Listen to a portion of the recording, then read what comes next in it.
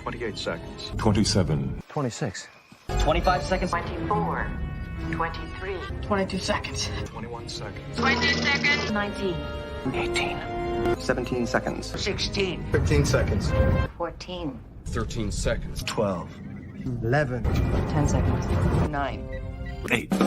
7. 6. 6 what? Copy. 5 seconds.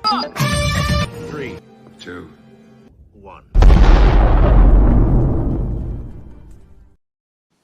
Hello, welcome to Says Page Chatter, where we boldly go into discussing the third and new season of Star Trek Lower Decks. Today, we will be discussing the third episode, Mining the Mind's Mines. Let's go around and do introductions. My name is Vanessa, and I host a YouTube channel called I Love Bad Star Trek. Hi, I'm Dan. I'm the editor of the website warpfactortrek.com. I'm Scott. Hi, Mike. Oh, sorry about that. I'm Scott. I'm host of the YouTube channel Opinions No One Cares About. And I was going to say, I am Michael Canwell. I host a couple of YouTube groups, Worlds of Tomorrow and Star Trek Early Voyages. Both of them always welcome to talk about Trek in. Okay. So first question, the scientists on Jungus 4 were working with the Scrubble the whole time. How did they not know what the memory orbs could do? I mean, it's a fair point. Like that cold opening scene with the scientist, that works to set up the drama of the episode. But when you find out that, plot twist, everybody was working together, then they should have known long before then, that these orbs were going to be affecting their memories. Maybe even what would have happened if you broke one. I don't know if they, broke any. Yeah, I definitely got to say the whole plot mechanism there, it did kind of come out suddenly at the end of the episode, and they didn't really explain a lot of the how, more as just the what as to what happened on the planet. So yeah, I definitely agree. Yeah, it kind of comes out of nowhere where they don't really give you a lot of information about exactly how all of that works. I guess, I mean, they presented ideas like that before in the past, but like you say, like specifically, how did these mines work? Like they don't get a lot too much into it. Like they're kind of mining jokes out of it, I guess, just to use the terminology.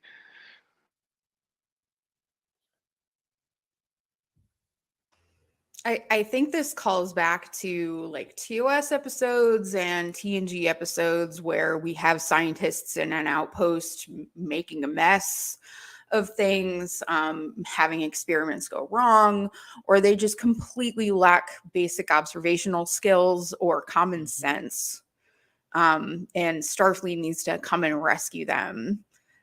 So I think even Ransom said in the beginning after the cold open, why is it that we have these scientists that aren't in Starfleet doing these dangerous things? Maybe, that's not a good thing to keep doing. And we should, rethink that. I'll agree with that. Yeah, like a little bit of oversight here. Like it's like Ransom, he's a bit bombastic, but usually he's got fairly good points. Like even in the last episode, Mariner found out, like, give the guy a chance and he's not too bad. Like even as far back as the other season there, where there was like the one situation where it's like the duel and he steps in and it's just, sometimes he's actually got a point.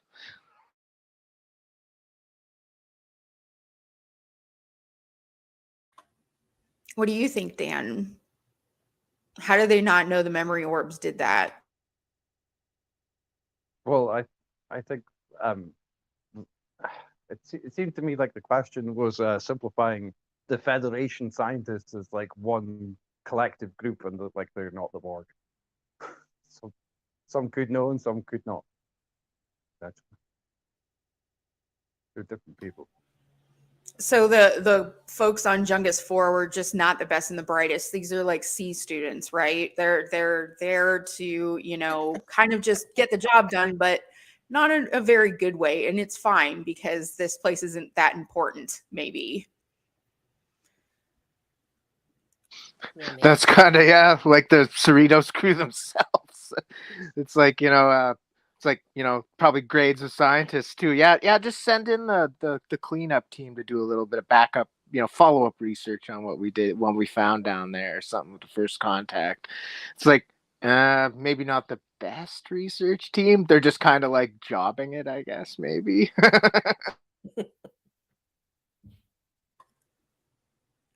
Did you think that Mariner's rivalry with Jennifer Sharian was going to turn out to be a deeper seated love hate thing, as this is revealed by the minds? I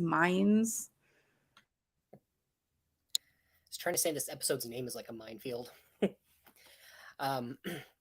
But anyway, I kind of think it's kind of established at this point. I don't know if it's like, it seems like they're in a relationship. Boimler's talking about you guys are calling each other babe now, so it kind of seems like it's a thing that everybody knows. Whether or not it's love hate, like we haven't seen how their relationship represents yet, so it could be like a thing where they're hating on each other in public and really close in private. Who knows?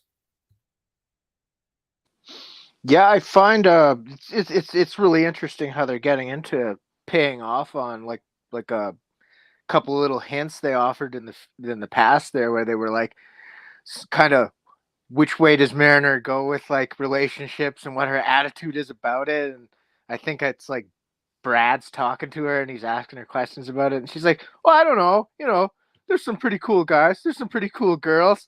And now the audience is going like, so what exactly does that mean? And now you get a little bit more on what exactly that means now. I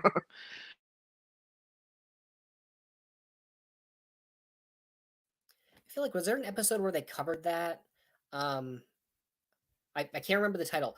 It was like one of the first ones where the pairing wasn't, Boimler and Mariner, and It was Tendy. Mariner and Tendi went down to a planet. Yes. I forget exactly what the title of it is as well, but I do Yeah. recall exactly what you're talking about. There's a thing of dialogue where they're, sort of hinting at a sexuality type of discussion.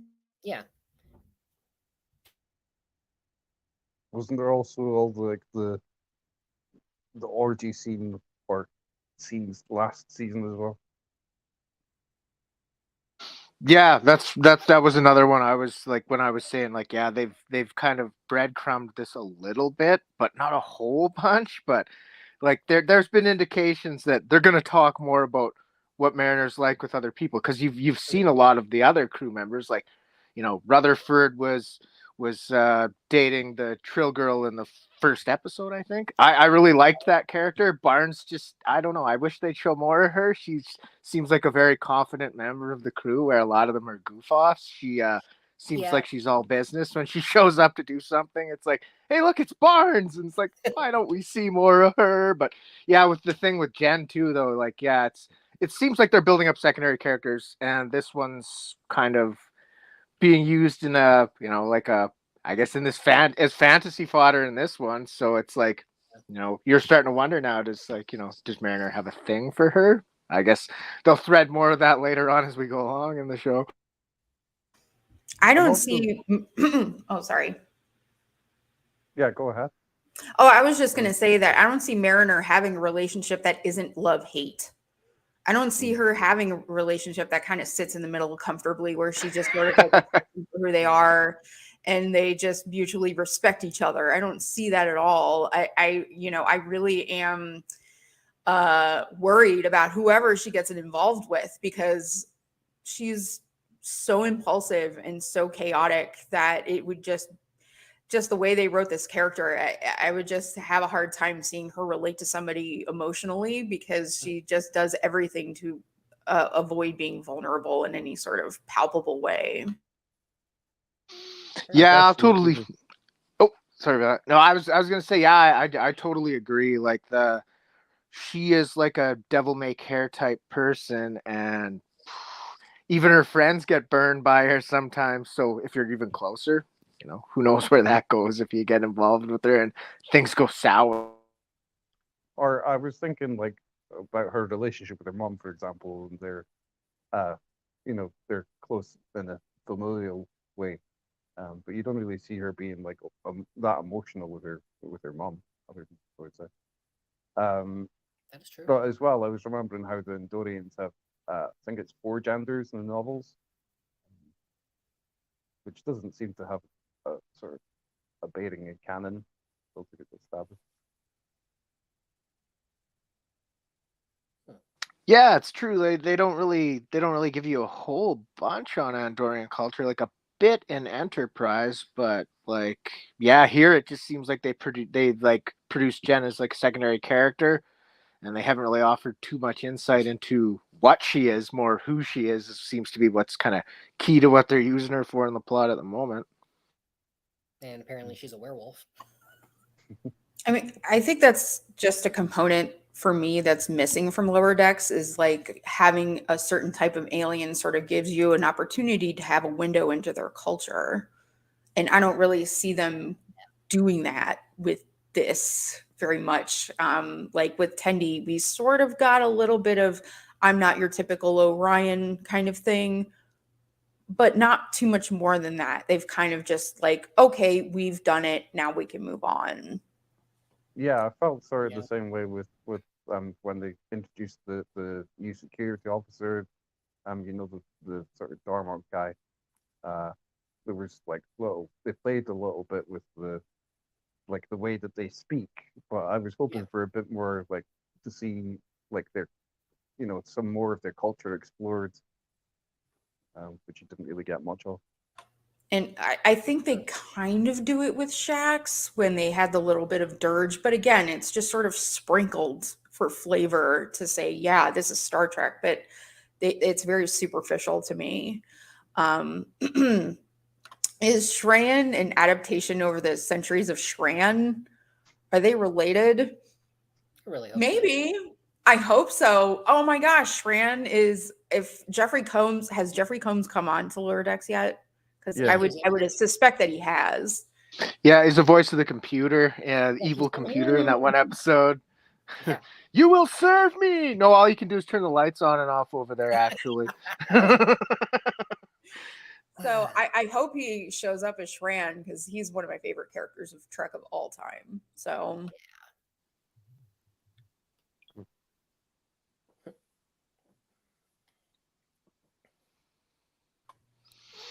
So what was like, this is actually a carryover from the first one. I just think it's a really good question. Like, what's your favorite reference in the episode?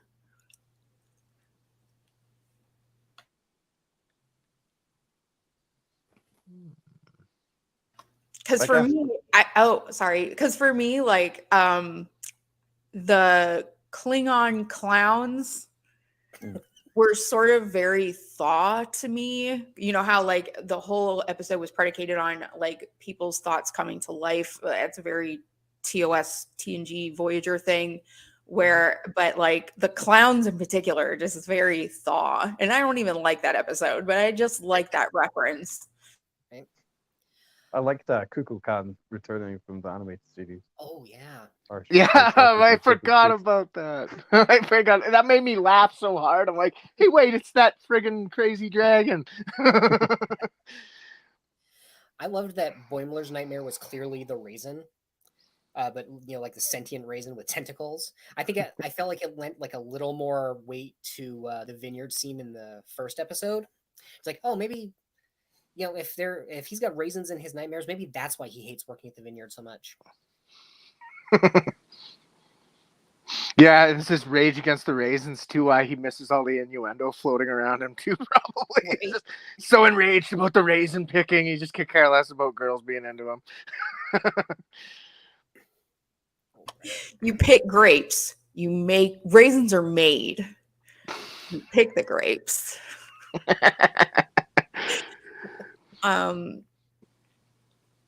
So if Mariner and Jennifer end up together, what would their sort of portmanteau joined name be?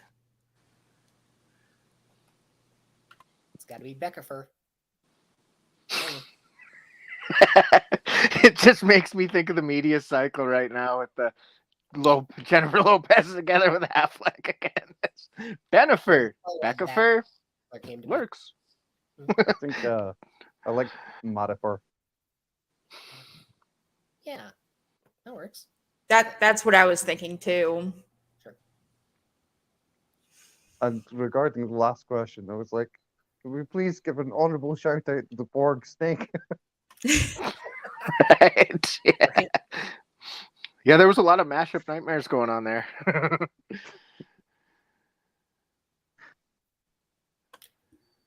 Yeah, it's funny. You don't see the Borg assimilate a lot of animals, do you? It's always the sentient humanoid species. I always imagined that they maybe assimilated, the dog species that you see in the anime within. Yep. TOS episode. I think that would be kind of cool. The one where like that Lhasa Apso was wearing a horn. Is Yeah. Oh my god, the Horta. Can they assimilate the Horta? That would be Oh. It would be, forget no kill eye, it would be assimilate eye. Well, I always wondered about like if they managed to ever get a Jemadar assimilated. That's a scary drone. You think they could manage a Medusan?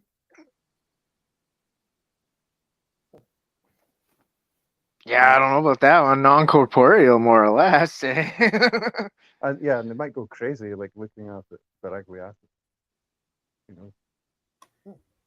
So, did the dangerous fantasy trope remind you of TOS's Shore Leave or the animated follow-up? Absolutely. There's a few TOS episodes where I can see just some sort of woman being seductive. Even the man trap, the very first episode, had a woman just like changing shape and being the person's sort of like ideal mate or whatever, and that kind of sort of like siren trope. It's very TOS. Yeah, especially the way it plays in the beginning. That felt very strong tones of like, the classic alien baits you in with an illusion trick kind of thing. It definitely felt like a call to that. I remember there was an example of that in actually I think even earlier in Lower Decks, I think even the woman turns into one of these salt vampires. Yep, it's true. Well, even the mechanism of how like they become like, what was it turned to stone or something? That was what they were saying, I guess, in the context of this episode. But I guess as we've seen with one of that command staff guy that got affected by it, he was okay later. They managed to bring him back to life. My brother cheered for that moment. He was really happy because he likes that guy. What is it? I think he's like Ransom Sycophant or whatever. Yeah. He's worth a laugh, that's for sure. He's definitely good for a joke when you see him pop up. There's also like a TOS episode I remember where somebody like turns into like a salt cube. I believe it like one of the women turn into that. I don't know if that's Triskelion or something like that, but no. Oh, I know which one. That's the one with the Andromedans. They're using their little belt gizmos. Boo! And they just keep turning people into these little modules that are just the base nutrients in their body or something. Or like Spock's brain, where they're taking your thoughts and memories obliquely. But I do think that it's a callback to things like that, where women are the antagonists. Although also, one like non-Star Trek story that I was thinking of, where there is a female antagonist, but I wouldn't be surprised if it was an inspiration. Was the story of Medusa, because that involves like the person being turned to stone. Yeah, it definitely felt like it had a mythology callback, kind of in that way. A cautionary kind of tale type deal. Mm-hmm. But it's like cautionary against what? Not going to the planet. Honestly, don't trust researchers. Don't trust researchers. Ransom says so. Also, it's kind of his watchword. Whoa. there's actually a lot of I'm reading and writing about the Trek comics currently, the Gold Key. Those also have this kind of vibe where it's very simple danger, simple solution, move on kind of thing. And Gone through some simple danger myself. right. Yep.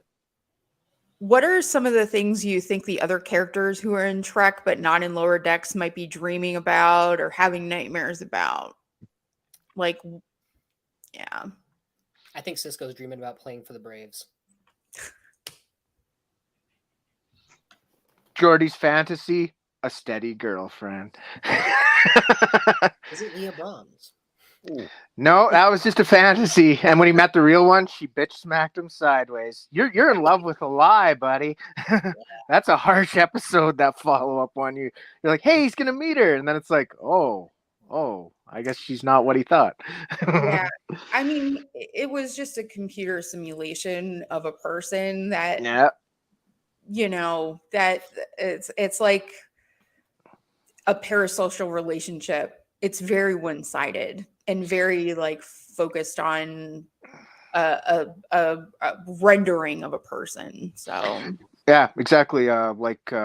Very much like a statement on celebrities and how celebrities, you see one image of like what a person is in that public eye versus what they really are like in, like a private space. And it's the same kind of thing here. It's like the computer approximates the person based on their public record. And you get a person that you think they are, and then you meet them and, oh yeah, I'm married, and all this other stuff comes out, and Geordie is just in a world of emotional pain because it's not who he thought. Yeah, or Janeway when she's like delete the wife. Oh, that's a nuclear episode, man. I'm like, whoa, that's cruel, man. You're just modifying reality because it doesn't suit you. I think it's clear what Riker's dreaming about in Shades of Grey. That gives it all away. It's all one thing, and it's very Riker. It's all about the women he's been with and over the time, and they have to give him like specific drugs to make him dream about other stuff. But like, it's pretty clear he's Riker through and through, day and night, even when he's sleeping. I bet you he's even got a deep-seated one where it's like Jellicoe admits he's wrong. You don't have to get it done, Will. Do it on your own time. But I also wouldn't be surprised if like Barclay had many dreams, recurring dreams about having met Zeph and Cochrane. Right. Yeah. And his dreams are like best friends. I don't know. I really am scared of Barclay's mind because like that episode where they're like in the holodeck and Beverly's like, oh, he's gonna spank Wesley later, and I'm like, what? Can you get what? Excuse me? Yeah. No. He's a troubled character because, like, I mean, even you look in TNG and you get to the end of the run of TNG and then, you figure, oh, wow, the crew's really helped him grow as a person.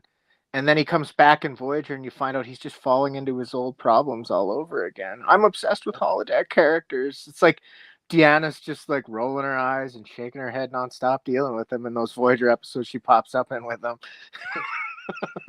Although Reg, what the hell? Although he seems a little bit instrumental, like in helping Voyager. Oh yeah. Yeah. He's neurotic, but he's useful. Right. I can relate to that for sure. Right. I'm eccentric, so I mean, we all have our quirks, right? And I don't want to bring it down, but I would bet you anything Captain Kirk is having a recurring nightmare every night about that truck hitting Edith Keeler. Oh yeah, that's definitely a nightmare in his mind. Yeah. And his native bride from the one planet too. That was a gut stabber. I'm like, wow, this guy just gets crapped on by fate, like his son dying. There's so many that are probably haunting his nightmares. I try to put that one out of my mind, but I agree. The recurring nightmare of pushing that one woman in front of a truck. I don't know. I would think eventually Kirk would find a way to enjoy it, like a Kobayashi Maru, at least in his dreams. Just be like, well, all right, here comes the part where I gotta push her, like trying to make a game of it, try to like change it up a little bit. I don't know. I see Kirk as somebody that would try to make the best of it, but definitely a nightmare. Yeah. Since outposts are in danger so much, like, why don't they station security at these places? Or would that be too militaristic? Or would it just like make it so that Star Trek had half of the episodes it does? If like the outposts had some sort of oversight other than like some head scientist going, "We're fine, go away,"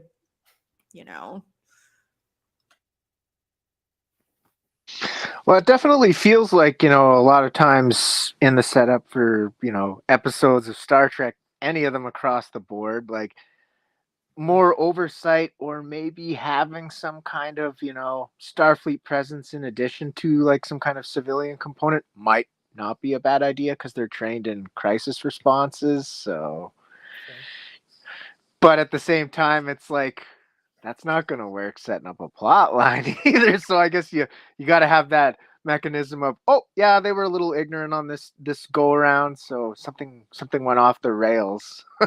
I suppose they got to try and trust these scientists to do their thing without having to call in Starfleet because it'd be a waste of resources. Maybe. Maybe, but I mean, I was thinking Wrath of Khan, like when we were just talking about, David Marcus, like part of his whole thing was complaining about the military getting involved with the Genesis project. I can't even imagine how just how ticked off he would have been if there had been Starfleet security walking around Regular One the whole time. If they're trying to do their experiments, and he's just probably going off the handle every day. The military's walking around. He's afraid they're gonna get their hands on it.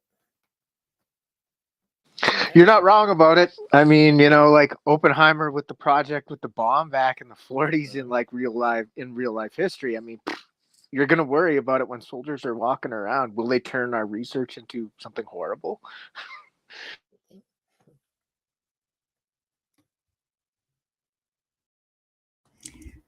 Definitely valid worry. Whether or not the project that a scientist is working on is going to be appropriated for militaristic purposes, that's a valid concern. But like, since so many scientists end up in these situations where they're on the brink of death and they have to ask for help, maybe like but the thing is, like, if Starfleet was run perfectly, there wouldn't be a show. So if it was everybody's fine and everybody's safe and everybody's doing okay, that wouldn't make it for a very compelling watch, would it?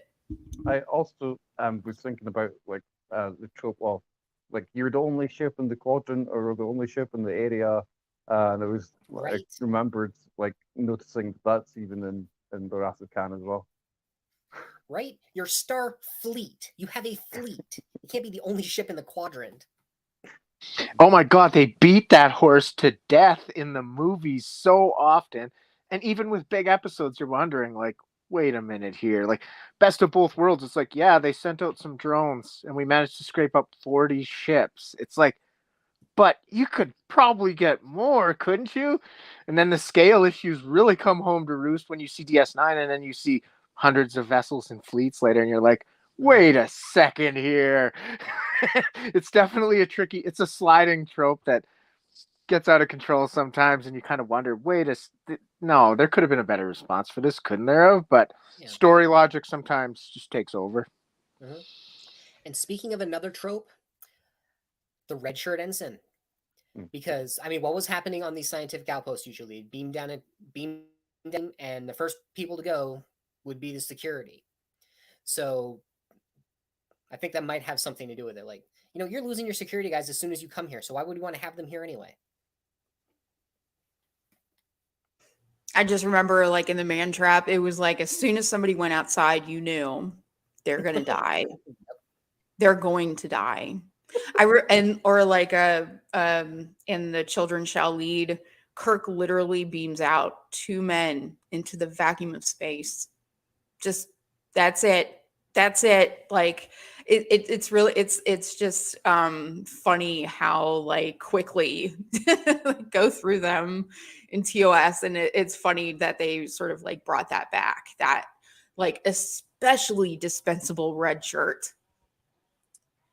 Well, it seemed like red shirts were so, as you say, dispensable, or so coming so often to unfortunate fates that Starfleet like realized that and switched red and gold for command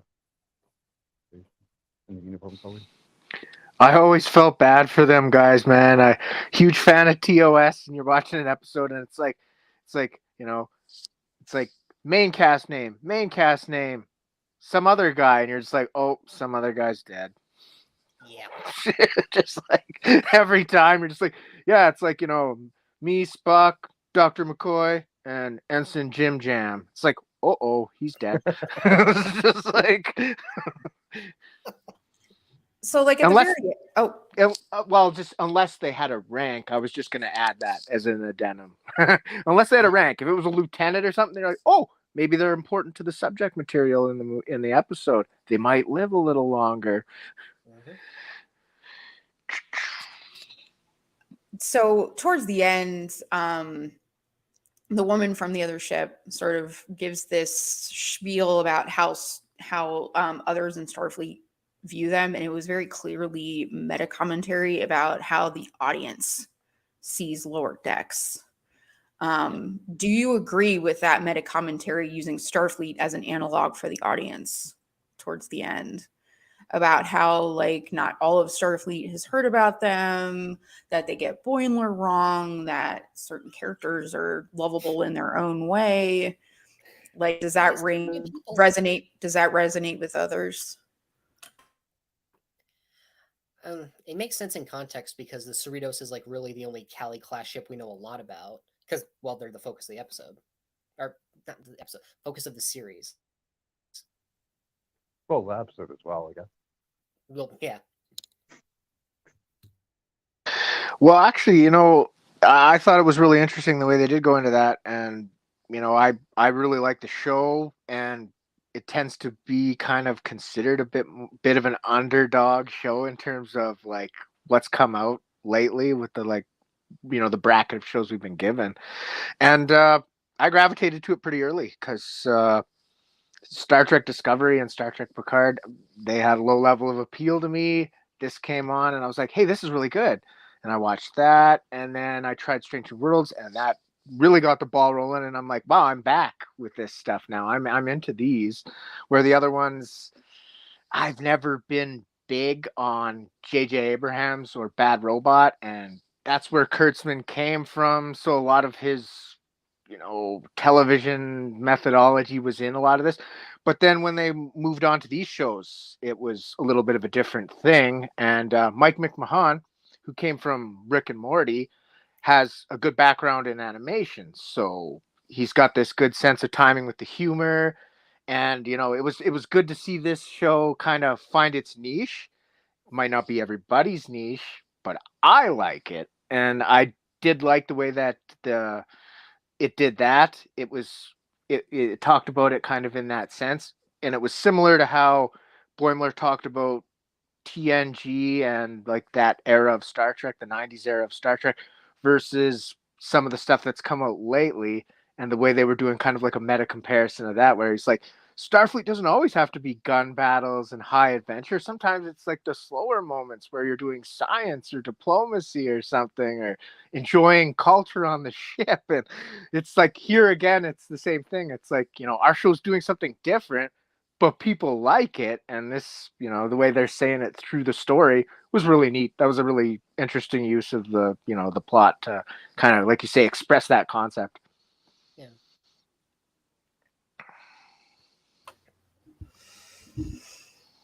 I agree with the commentary in terms of like that it's very niche, because I don't think unless you're a fan of Trek already that you would understand a lot of the references and the jokes, and like it's really a love letter to folks like us that love this show. So I agree with that. I'm not sure I necessarily am on board with their summation of the audience's perception of the characters themselves. That Boimler is misunderstood. I don't think it's that deep. I don't think it's quite that deep to like make that kind of assumption that like Boimler is this elusive, misunderstood character. No. Yeah, I love that it's just like a love letter to the rest of Trek. Like my favorite episode, it's not a lot of people's favorite, but mine absolutely is Kayshawn, His Eyes Open. Because TNG was my show growing up, and that episode is nothing but a big love letter to TNG, and I absolutely adore it.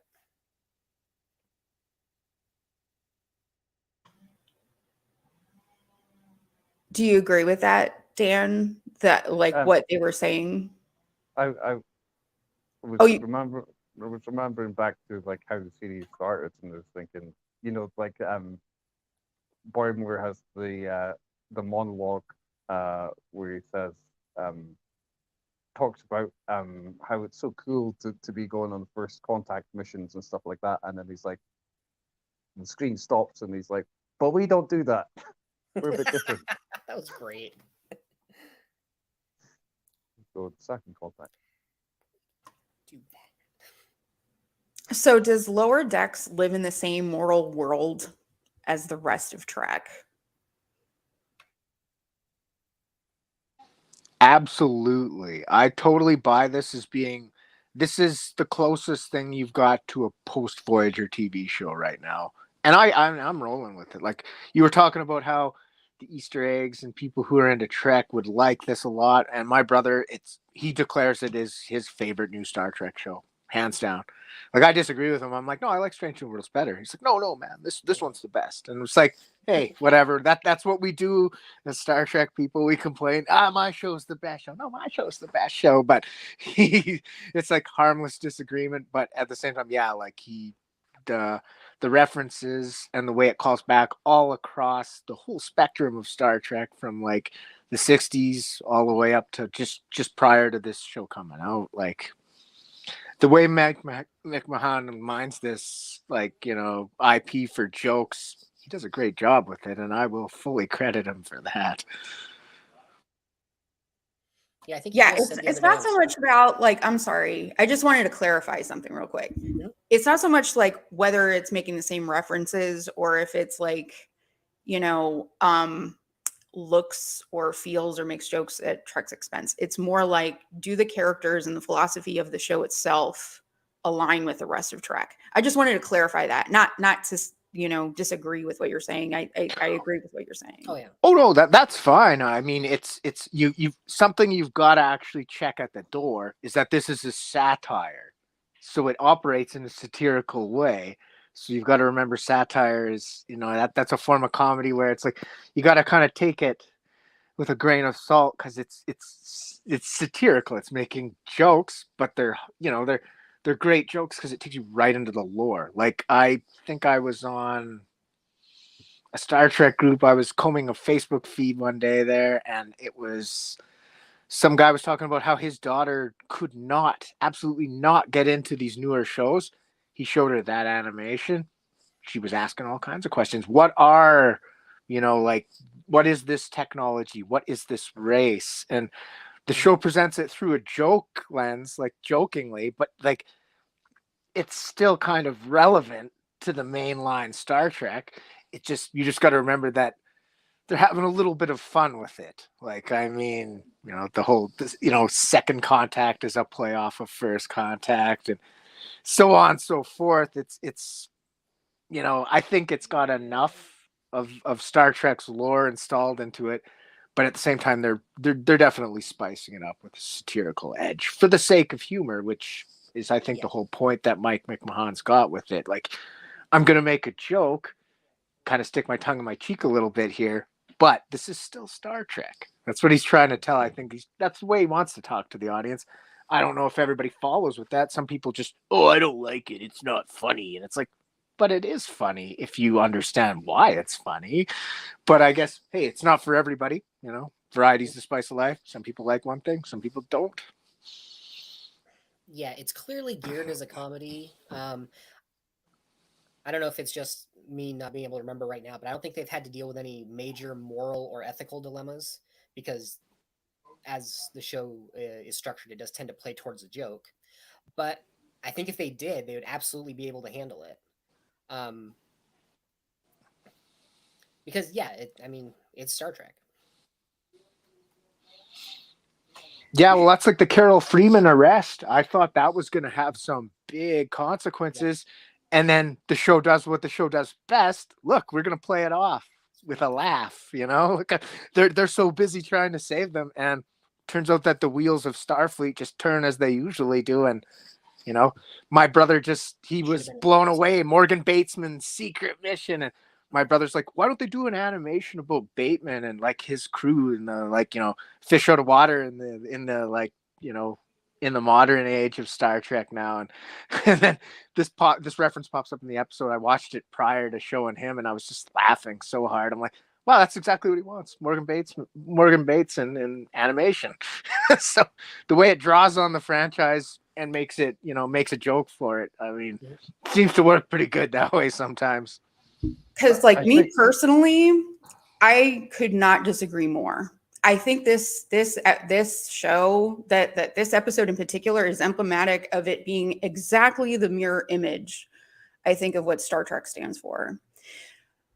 Mariner started the season stealing a starship and got away with it. She has gotten away with quite a lot, in fact.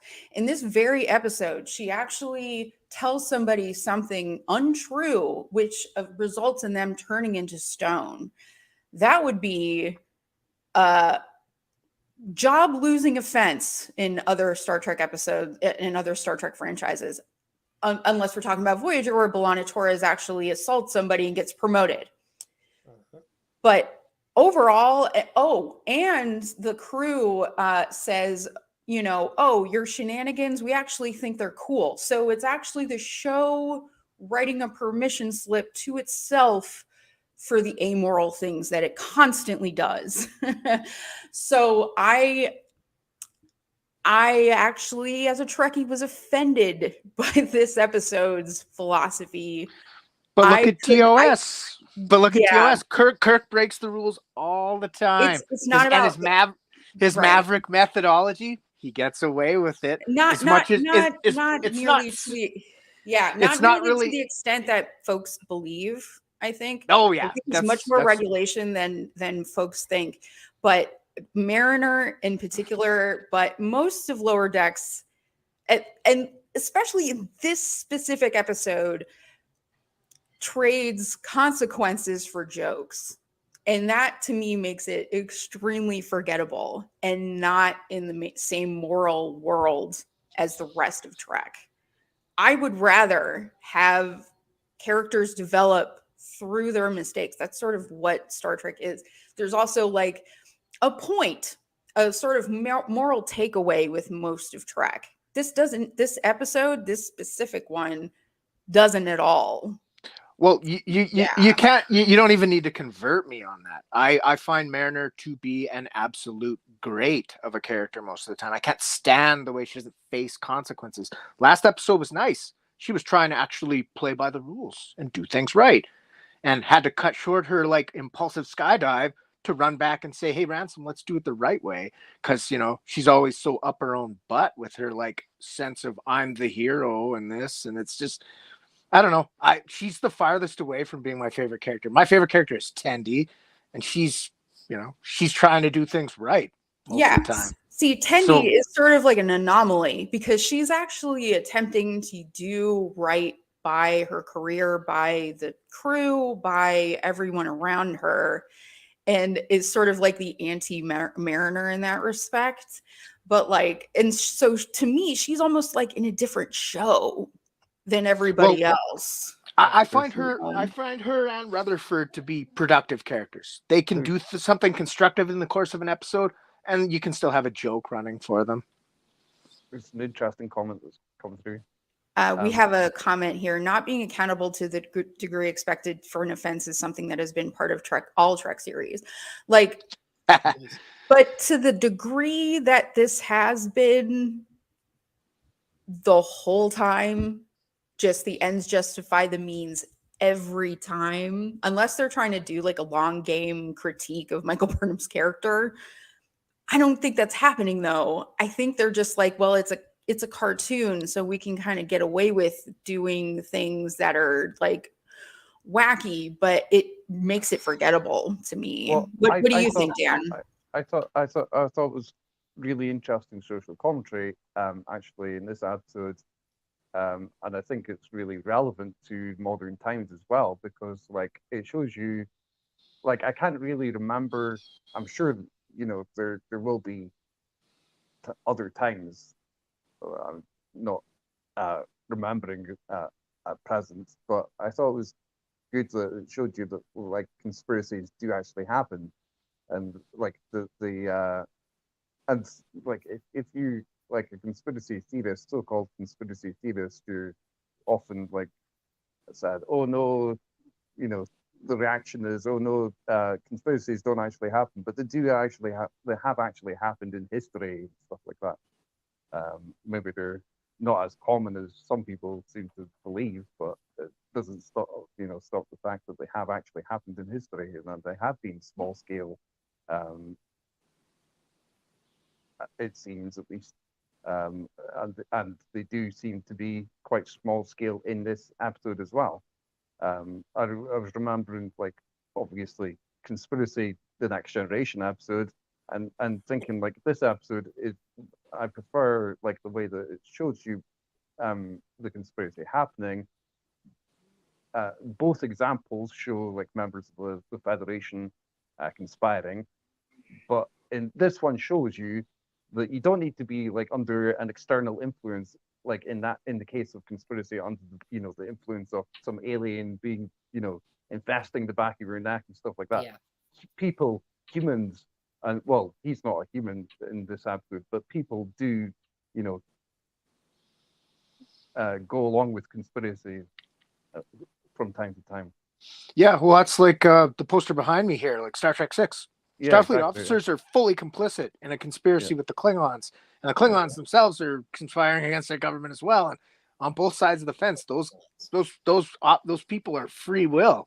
They want this. They want to keep the war going. So sometimes there's external motivation that can change the situation. I agree with that. So we have another comment. That's the humor of the series. It's a comedy, and they're poking fun at the shortcomings that the other series are seriously guilty of. We just didn't pay attention to it. I mean, it's satire. I fully agree with that. I said it earlier. But the thing is, like, if you're going to make a joke at the show's expense, I think you need to add something of value, not just pointing out the wrong thing, but then doing the right thing.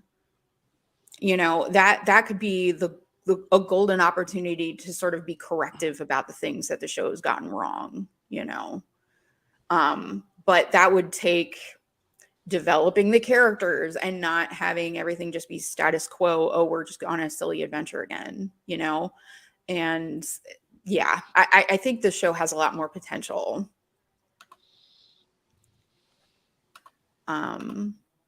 We have another one, and the other shows attempted to add polish and moral lesson to distract you from the senior officers constantly breaking protocols and directives without consequences.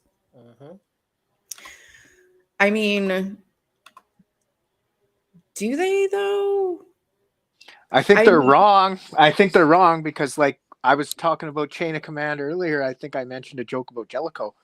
Okay, so, Riker, follow my orders. These are my orders. No, I'm not going to follow your orders. Solanas Convention. Well, whatever. Go sit in your quarters and play your trombone for the rest of the episode. You have nothing to do with anything anymore because, like the episode says right on the box, chain of command, and he's not following it. So, bye. So, what do we think of Tendy's new mentor? No. It literally makes no sense that she's trying to be, or that she's on the track to be a senior science officer, and she's being mentored by someone who thinks there are too many sciences. But in a way, he's like barely a scientist himself as ship's counselor. Oh, right. Okay, that's very interesting. The way I think that you took that question, because I thought it was referring to Tiana rather than McLeemo. I like that the counselor is like an especially alien person that can't really relate to anybody. Like they're completely preoccupied, completely on a different frequency. They're their own vibe. I'm gonna have my worms. You know, do you want some? Anyway, there's a lot of sciences. It like as you know, it's interesting that it was voiced by Paul F. Tompkins, who is also on BoJack Horseman, and similarly, like the character is just sort of like delightfully ineffectual. Yeah. So I dug that. That is sort of like not even in an Esri Dax way where they're making a valiant effort. It's just they're not competent at all at this job. Yeah. And Yeah, I thought. but they I thought aren't a new character because they were, you know, counseling Mariner at one point. Yeah, I was actually wondering, like, was the whole reference to the worms thing, was that like his food reference for the episode? Because that when he was first introduced, Mariner complains like, oh, he always references food.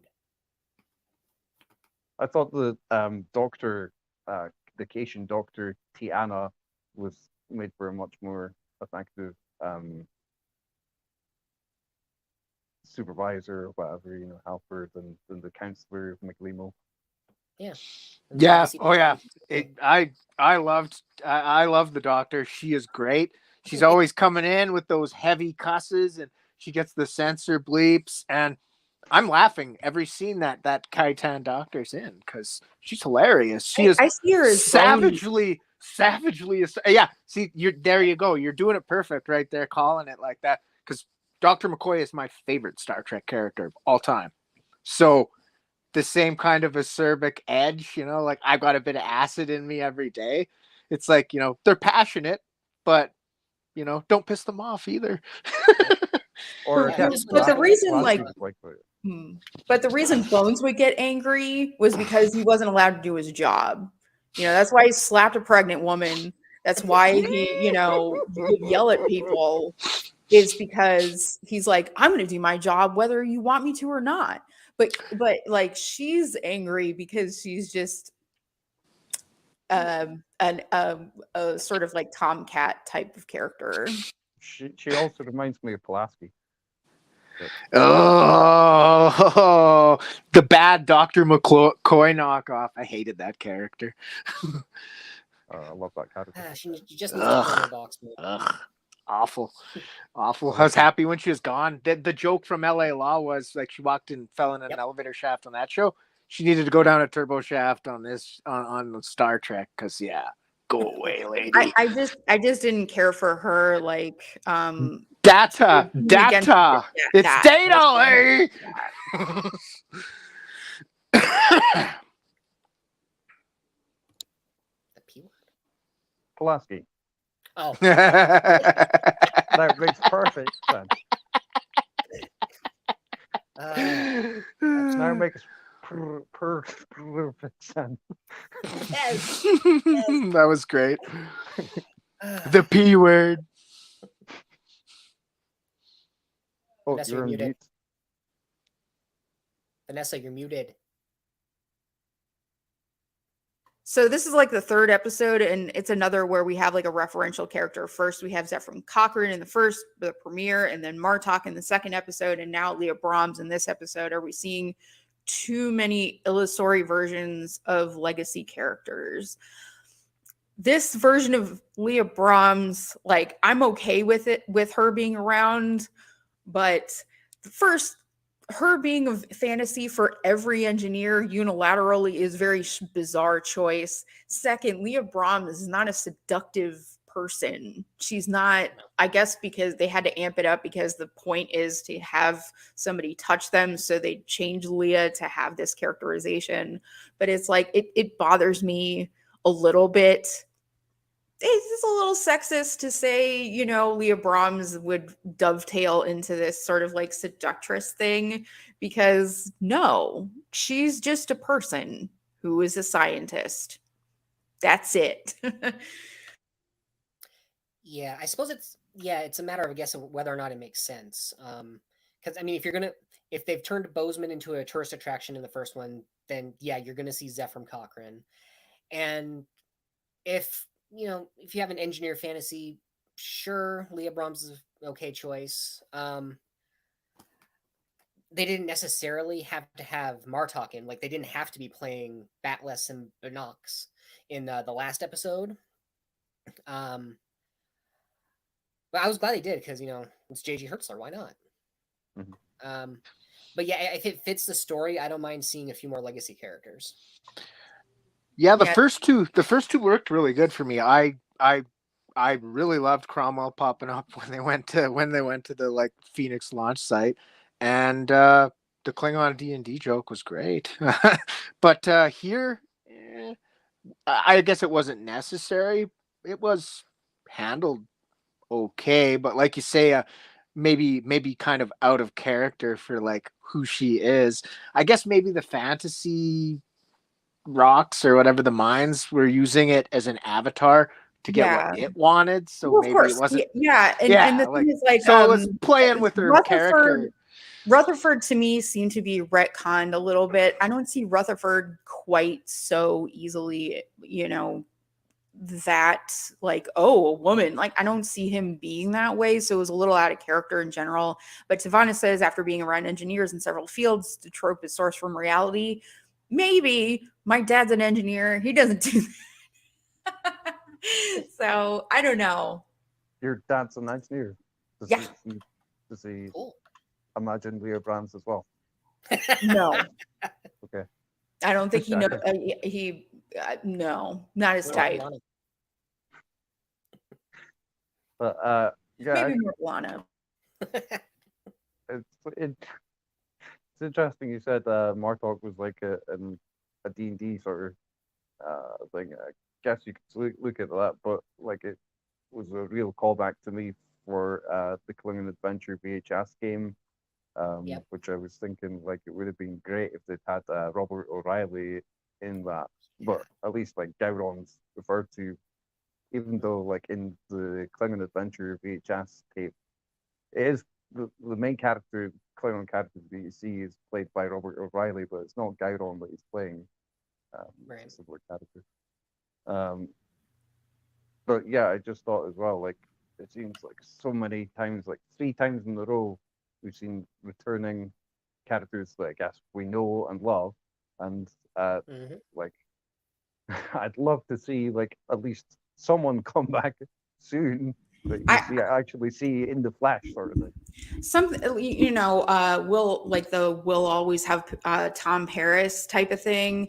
Like, have them be a little more central to the plot, not just a cameo. Let's have Martok actually do something. Let's have Leah Brahms actually help somebody solve something. That was sort of the reason why that episode worked, honestly, with Geordi in the beginning, was because they worked together, even if Geordi had feelings for her. Like, so to just have them pop their head in, it just feels like a fan service type of crutch. Like, oh, we know that. Like, okay, that doesn't really add anything for me. Yeah, you got to use them constructively. The girl who spilled hot chocolate on Captain Picard, like she served a purpose when she shows up. She's friends with Carol Freeman, and there's a whole thing about why Gomez comes back into the story. She's classmates with Freeman. They're on the mission together, and it's showing how you see that Gomez's ship, her ship's cooler, and it's kind of A team B team thing going on there with the joke. And it was really interesting to see how she went on from that goof with hot chocolate to becoming pretty solid Starfleet captain. So she served a purpose there. It was just an accident. She was nervous. I've been there. spilling things. My job has a bunch of model airplanes. I've knocked them over. It's just wow. being clumsy is just part of growing into yourself. Oh yeah, but it definitely looked like John Luke wanted to tear her head right off in that scene. I really wish. I think Martok was definitely underutilized too. Like Martok is such a capable, interesting, compelling character, especially on Deep Space Nine. He was so lovable and had like a very rich presence. And to just sort of like sequester him to a board game. I get the reference, the VHS reference. I totally understand that. Like I got And that to follow immediately, but like. Rob, I how- love the D&D references. No one can look away from Klingon space orcs, Vulcans equals space elves, Romulans equals space drow. I'm not sure what that is. Ferengi equals space goblins. Sure. Yeah. That tracks. Along those lines, I would like to see what Nog is doing now, except then I remembered they need a voice, a sound alike. That's nice choice. Yeah. So, how many rank pips out of 5 would you give this episode?